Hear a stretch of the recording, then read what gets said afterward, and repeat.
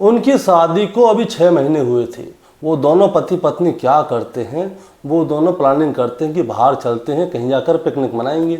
अब ये लोग एक मंदिर पे जाते हैं पूजा करने के लिए और वहाँ से आगे आते हैं और बैठकर पिकनिक मना रहे होते हैं।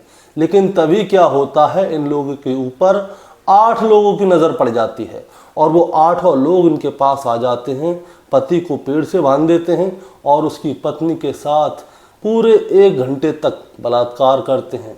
पति तड़पता रहता है, चीखता रहता है, चिल्लाता रहता है, उनसे गुहार लगाता है कि उसकी पत्नी को छोड़ दो, लेकिन वो लोग नहीं छोड़ते, उसके साथ बलात्कार करते रहते हैं और उसके बाद उन दोनों को ऐसे ही छोड़कर भाग जाते हैं। अब ये दोनों पति पत्नी पुलिस के पास जाते हैं, लेकिन पुलिस इनकी सुनवाई नहीं करती। आखिरकार क्या होता है, ये मीडिया के पास जाते हैं, फिर मीडिया इस बात को हर जगह हाईलाइट करती है। उसके बाद पुलिस के कान में जू रेंगती है। उसके बाद पुलिस इन जो बलात्कारी थे इनको ढूंढती है। इनको ढूंढने के लिए 100 लोगों को पुलिस अरेस्ट भी करती है और उसके बाद पता चलता है कि कौन लोग थे जिन्होंने कि 8 लोगों ने मिलकर इसकी पत्नी का बलात्कार किया। दोस्तों, 8 लोगों ने जिन्होंने इसका बलात्कार किया था वो कौन थे, ये पति पत्नी कौन है, इनके बारे में पूरी जानकारी आपको आज की कहानी में मैं आपको दूंगा। लेकिन हाँ, कहानी शुरू करने से पहले यही कहना चाहूँगा कि अगर आप मेरे चैनल पर नए हैं तो चैनल को सब्सक्राइब कर लीजिए, ताकि रोज़ाना शाम को 8 बजे मैं आपके लिए एक सच्ची घटना की कहानी लेकर आ सकूँ। नमस्कार दोस्तों, मैं गौरव शर्मा और आप देख रहे हैं गौरव शर्मा सफ़र।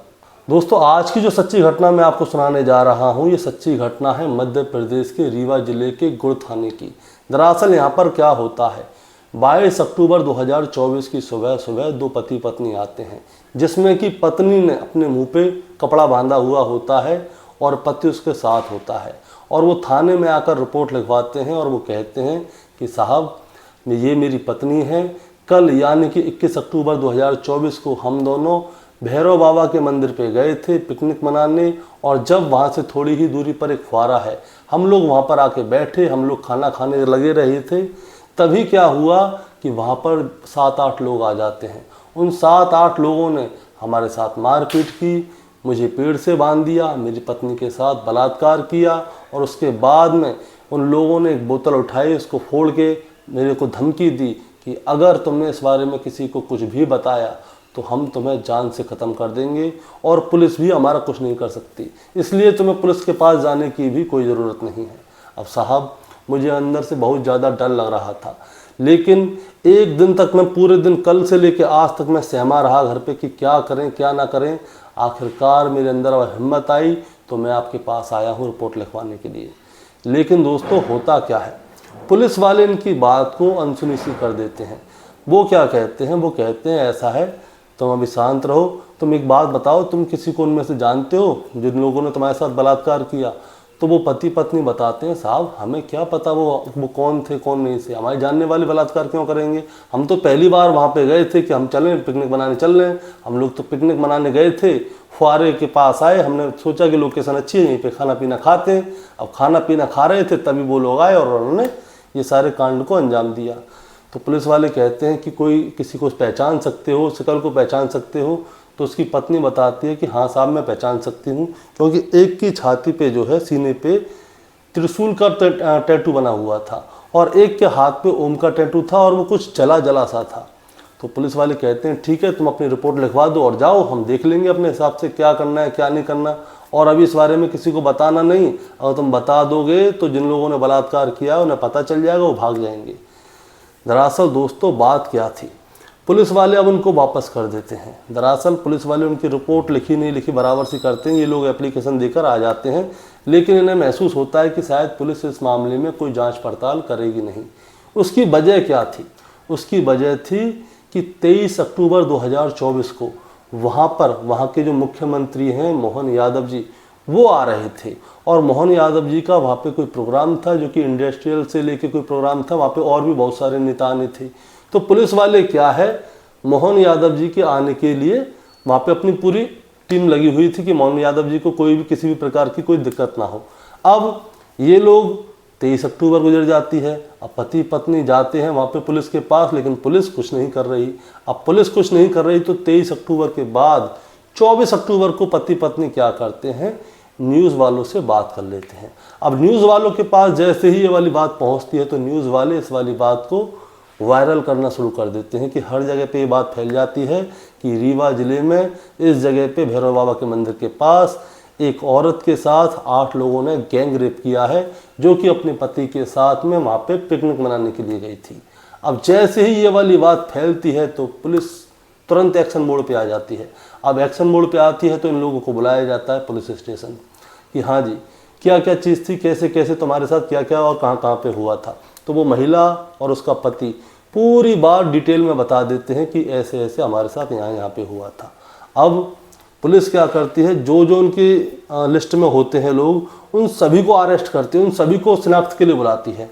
तकरीबन 100 लोगों को शिनाख्त के लिए बुलाया जाता है।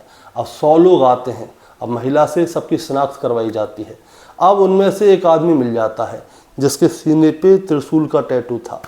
अब त्रिशूल के टैटू वाले को पुलिस ने अलग कर लिया और बाकी लोगों को शिनाख्त के लिए उसके सामने छोड़ दिया। अब महिला को उनमें से कोई भी नहीं पहचाना गया क्योंकि इनमें से कोई था ही नहीं। अब महिला के सामने उस आदमी को पेश किया जाता है जिसके सीने पे त्रिशूल का टैटू था। जैसे ही महिला के सामने उस आदमी को पेश किया जाता है, महिला तुरंत पहचान जाती है उसे और वो कहती है कि यही है और इसके साथियों ने और इसने मिलके हमारे साथ बलात्कार किया है। अब उसका नाम क्या था दोस्तों? उसका नाम था लवकुश कोरी। अब लवकुश कोरी को पकड़ लिया जाता है, अरेस्ट कर लिया जाता है और उससे पूछा जाता है कि अब बताओ तुमने क्या क्या चीज़ की। अब लवकुश कोरी को गिरफ्तार कर लिया जाता है, उसके मोबाइल को ले लिया जाता है। होता क्या है दोस्तों, ज़्यादातर जो बलात्कारी होते हैं आजकल वो क्या करते हैं, जब महिला को जिंदा छोड़ना होता है तो वो उनकी वीडियो बना लेते हैं और वीडियो बनाने के बाद उसको धमकी देते हैं कि अगर तुमने इसके बारे में किसी को बताया तो हम इस वीडियो को सब में फैला देंगे, वायरल कर देंगे। तो महिलाएं क्या है, डर जाती हैं और वो चुप हो जाती हैं और इसका फ़ायदा बलात्कारी लोग उठाते हैं। अब उसके मोबाइल को अच्छी तरह से देखा जाता है कि क्या हुआ क्या नहीं हुआ, तो उसके इंस्टाग्राम को खोला जाता है। अब जैसे ही उसका इंस्टाग्राम खोला जाता है तो वहाँ पे वही भैरव बाबा वाले मंदिर के आसपास की लोकेशन दिख रही थी और उसके आसपास में कम से कम 5-6 लोग थे उस फोटो और वीडियोज़ में, जो कि वहाँ पे लिट्टी चोखा की पार्टी कर रहे थे। अब उन सबको एक एक करके गिरफ्तार किया जाता है। तो टोटल जो थे ये दोस्तों लोग थे 8, लेकिन गिरफ्त में आते हैं 5 और उसके बाद में 3 लोग और जो थे उनको भी गिरफ्तार किया जाता है। और उन लोगों के क्या नाम थे दोस्तों? लवकुश कौरी, रामाकिशन कौरी, रजनीश कौरी, सुशील कौरी, राजेश कुमार गुप्ता, राजेंद्र कौरी, दीपक कौरी और गरुड़ कौरी। इन टोटल 8 लोगों को पुलिस ने गिरफ्तार किया और इन सबको सामने बैठा लेते हैं पुलिस वाले। अब इनसे पूछते हैं कि अब सही सही बताओ उस दिन हुआ था तो क्या हुआ और तुम लोगों ने क्या क्या किया था। अब ये लोग अपनी कहानी सुनाते हैं। दरअसल ये लोग भी वहाँ पे अपनी पार्टी बनाने के लिए गए थे, यानी कि एक तरह से मान सकते हैं पिकनिक मनाने के लिए गए थे। तो इन 8 लोगों का ग्रुप था। ये लोग क्या करते हैं, पहाड़ी इलाके में जाते हैं, जंगली इलाके में, और वहाँ पे लिट्टी चोखा का प्रोग्राम करते हैं शराब के साथ। अब ये लिट्टी चोखा बना रहे थे और साथ में शराब भी पी रहे थे। लिट्टी चोखा दोस्तों पूर्व साइड में बनता है और उत्तर प्रदेश साइड में उसको दाल बाटी चूरमा भी बोल सकते हैं, जो भी है लिट्टी चोखा आप समझ जाएंगे। अब ये लिट्टी चोखा और शराब की पार्टी करते हैं। अब क्या होता है, अब इनमें से एक आदमी देखता है कि 2 लड़के झाड़ियों के पीछे गए हैं, मतलब कि झाड़ियों के पीछे वो बैठे होंगे। अब वो आके इन लोगों को बताता है कि ऐसे ऐसे वहाँ पे 2 लड़के हैं, वो किस वगैरह कर रहे हैं एक दूसरे को। अब जैसे ही ये लोग ये वाली बात सुनते हैं तो इन लोगों के शैतान भी जाग उठता है। अब जैसे ही शैतान जागता है तो तुरंत ये इन दोनों पति पत्नी के पास आते हैं। पति को पकड़ के पहले मारते हैं, फिर पेड़ से बांधते हैं। उसके बाद में इसकी पत्नी के साथ 5 लोग गैंग रेप करते हैं। बाकी के 3 लोग पेड़ से उसके पति को बांध के रखते हैं। अब दोस्तों ये कंफर्म नहीं है कि 5 लोगों ने किया था कि 8 लोगों ने किया था। सामने बात आ रही है 5 लोगों ने गैंग रेप किया था और 3 लोग उसके पति को पकड़ के खड़े थे। और उसके बाद ये उसकी पत्नी को छोड़ देते हैं। अब पत्नी को छोड़ देते हैं। अब दोस्तों जब तक मैंने ये कहानी आपको सुनाई है जब तक ये 8 लोग गिरफ्तार कर लिए गए थे। अब पत्नी को छोड़ देते हैं। उसके बाद में पुलिस इनके खिलाफ चार्जशीट दायर करती है। उसके बाद इन लोगों को जेल भेज दिया गया है दोस्तों। अब दोस्तों एक बात और बताना चाहूँगा, दरअसल इस कहानी को सुनाने का मतलब आपको परेशान करना या विचलित करना नहीं था, बस आपको बताना था और जताना था।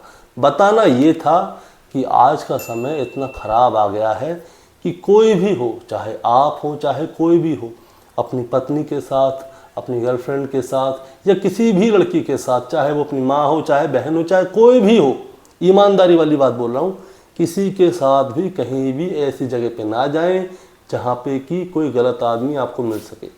दरअसल होता क्या है, आजकल जो है घर के बाहर इंसान नहीं घूम रहे हैं राक्षस, और वो अपने शिकार के इंतज़ार कर रहे हैं कि कब उनका शिकार सामने आए और वो उसका शिकार करे। अब ये दोनों पति पत्नी थे, अब ये दोनों वहाँ पर गए थे घूमने के लिए। अब इन दोनों की प्लानिंग रही होगी कि ये दोनों क्या करेंगे, भाई बैठ के टाइम स्पेंड करेंगे। पति पत्नी अक्सर ऐसा करते हैं, लेकिन इनके ऊपर नज़र किसी और की पड़ गई और इन लोगों ने इसके साथ गलत कर दिया।